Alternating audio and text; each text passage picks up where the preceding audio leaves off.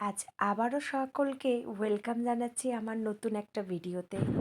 আশা করছি সকলেই খুব ভালো আছো। আমিও কিন্তু ভালোই আছি। আর ঠান্ডাটাও কিন্তু খুব একটা খারাপ পড়েনি, তাই না? ঠান্ডাটাও বেশ ভালোই পড়েছে। কার কার শীতকাল ভালো লাগে অবশ্যই কিন্তু বলো।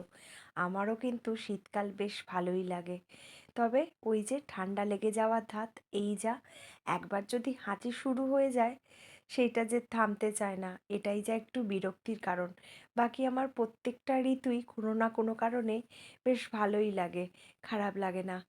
কথা বলতে বলতে দেখো, যে দরকারে এসেছিলাম সেখানে চলেই এসেছি।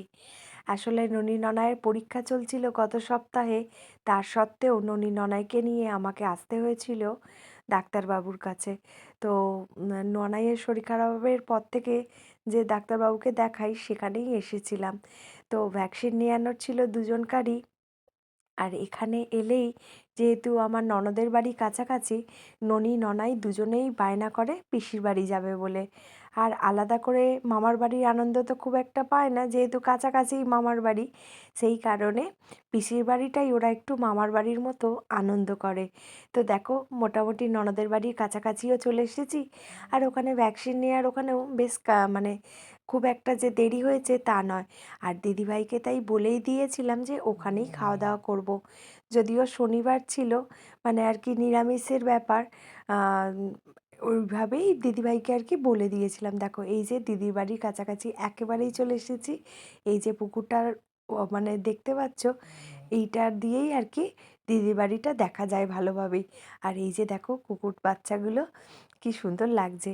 ছোট ছোটোবেলায় মানে যখন ছোট থাকে আরও সুন্দর দেখতে লাগে, একটু নাদুস নুদুস হলে তো আরোই সুন্দর লাগে। তবে আমার কিন্তু বেশ মানে ভয় লাগে, জানো তো। এই যে দেখো, আমাদের জামাইবাবু মানে নন্দাই আর কি, দেখো জামাইবাবু কুকুরটাকে নিয়ে ভেতরে এসে গেছিলো, এইখানটায় ছেড়ে দিচ্ছে। রাত্রিবেলাতেও শুনলাম যে বাড়িতেই থাকে।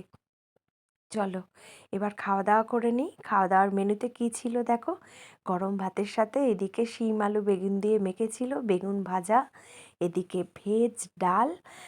যেহেতু নিরামিষের ব্যাপার, যদিও ননী ননায়ের জন্য মাছ করেছিল দিদিভাই। আর এই দিকে দেখো কপি আলু পোস্ত। আর তারপরে কিন্তু ছিল তোমার হচ্ছে পাঁপড় ভাজা। আর ওদিকে আমাকে দু রকমই দই দিদিভাই এনে দিয়েছিল, টক দই আর মিষ্টি দই। আর মেয়েদের জন্য তো তোমার হচ্ছে মাছ করেই ছিল।